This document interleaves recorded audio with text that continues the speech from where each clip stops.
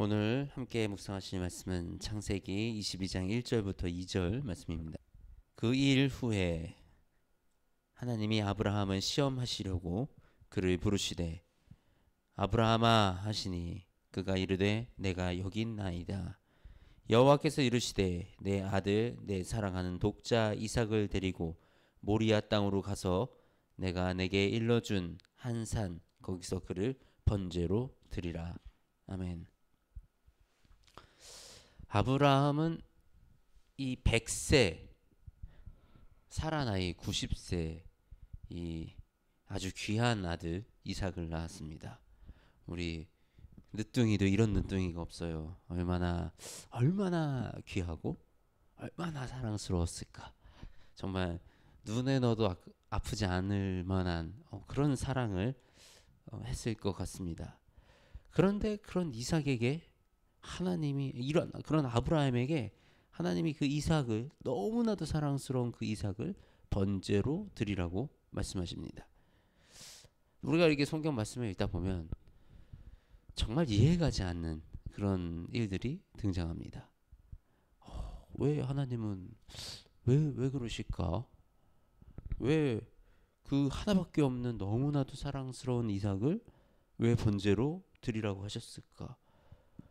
아브라함의 그 순종하는 거 시험하시려고 단순히 그냥 그렇게 모진 명령을 하셨을까?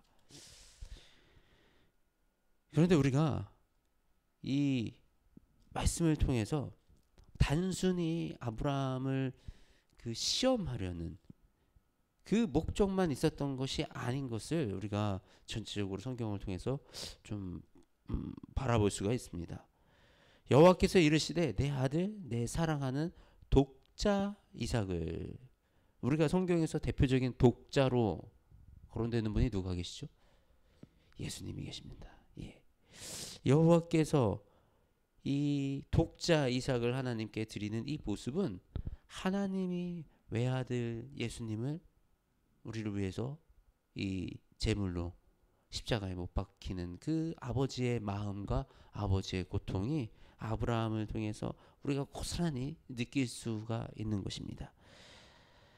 하나님이 이미 이때 예수님을 통해서, 예수님의 십자가 사건을 통해서 우리에 대한 구원의 계획을 완벽하게 세우고 계셨음을 우리는 이 말씀을 통해서 깨달을 수가 있습니다.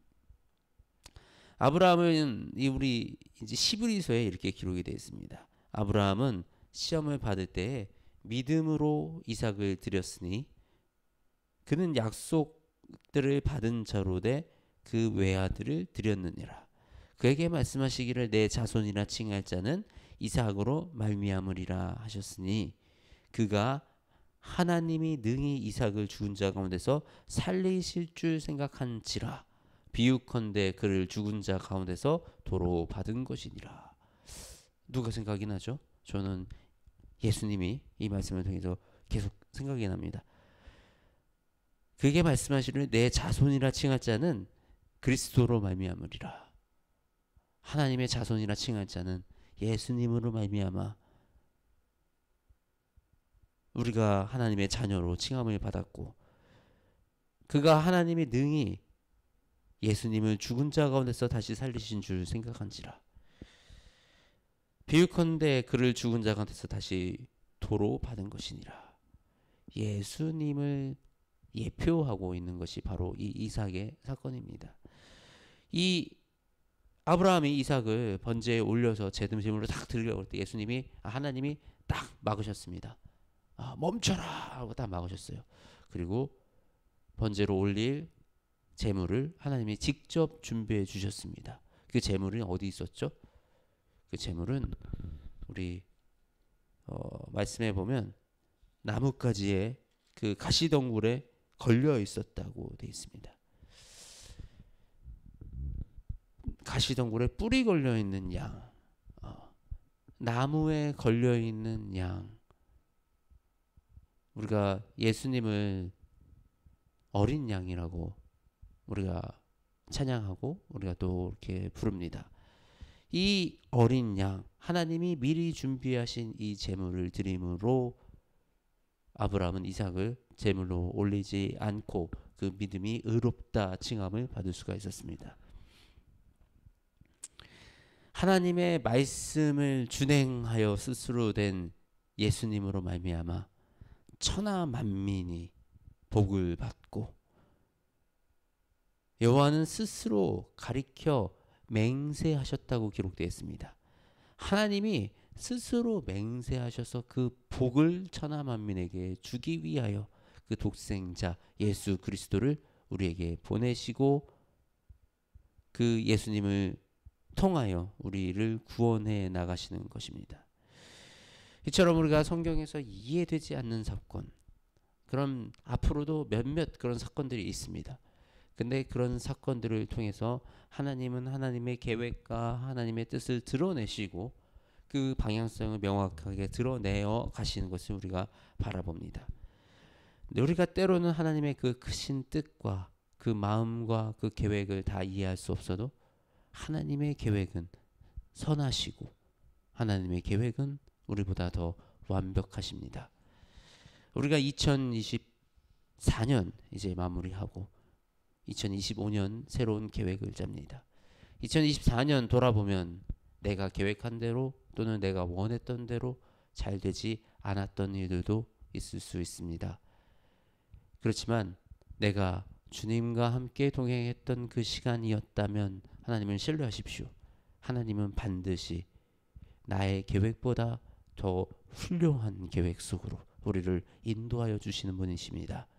그리고 2025년 우리가 새로운 계획을 짤 때에도 내가 원하고 내가 누리고 싶은 것을 계획을 짜는 것이 아니라 하나님의 뜻에 맞추어 내가 한 해를 살아갈 수 있도록, 어떤 것이 2025년 하나님이 우리를 향해 말씀하시고 준비해 주시는 그 음성인지를 우리가 듣기를 분별하고 그것을 붙들고 기도하며 2025년을 준비하는 그런 한 해가 되어지기를 주님의 이름으로 축복합니다. 하나님, 아담과 하와의 그 범죄 이후에 죽을 수밖에 없었던 우리의 삶을 그때부터 계획하셔서 우리를 구원하시기로 작정하시고 예수 그리스도를 통해 우리를 구원하시기로 계획하신 아버지의 그 크시고 놀라운 그 사랑 우리가 바라봅니다. 그 오랜 시간 그 완벽한 계획을 세우시고 행하여 나아가신 그 하나님의 놀라운 계획과 그 뜻을 우리가 바라봅니다. 지금 내 인생 속에도, 지금 이 시간 속에서도, 지금 이 사회 속에서도 하나님의 그 계획 속에 있음을, 하나님의 그 뜻 안에 우리가 있음을 주님 고백합니다. 우리가 주님의 그 뜻을 바라보게 하시고 주님의 그 계획을 따르게 하시며 아버지, 우리의 모든 삶과 모든 인생을 통하여 우리가 주님을 바라보고 나아갈 수 있도록 우리를 인도하여 주시옵소서. 이 땅에서 우리의 마음을 흔들고 우리의 생각을 흔드는 악한 영들의 공격을 막아주시고 우리가 온전히 기쁨으로 감사함으로 주님의 일하심을 바라보게 하여 주시옵소서. 그리하여 우리가 주님을 바라보고 나아갈 때 우리의 삶이 주님이 주시는 그 기쁨과 은혜로 충만한 삶을 살아나가게 하여 주시옵소서. 이 아침 기도드립니다. 우리가 준비하는 모든 2025년 계획들, 모든 일들 주님이 주장하시고 주관하여 주셔서 주님의 뜻에 합당한 계획을 세우게 하시며 아버지, 이 계획들을 통하여 주님의 나라와 주님의 뜻이 더욱더 확장되어 가고 주님의 뜻이 이루어지는 그 놀라운 역사를 우리가 목격하게 하여 주시옵소서. 우리가 주님 의지하여 살아나가기 원합니다. 오늘 하루도 주님 안에 거하게 인도하여 주시옵소서. 우리 주 예수님의 이름으로 기도드립니다. 아멘.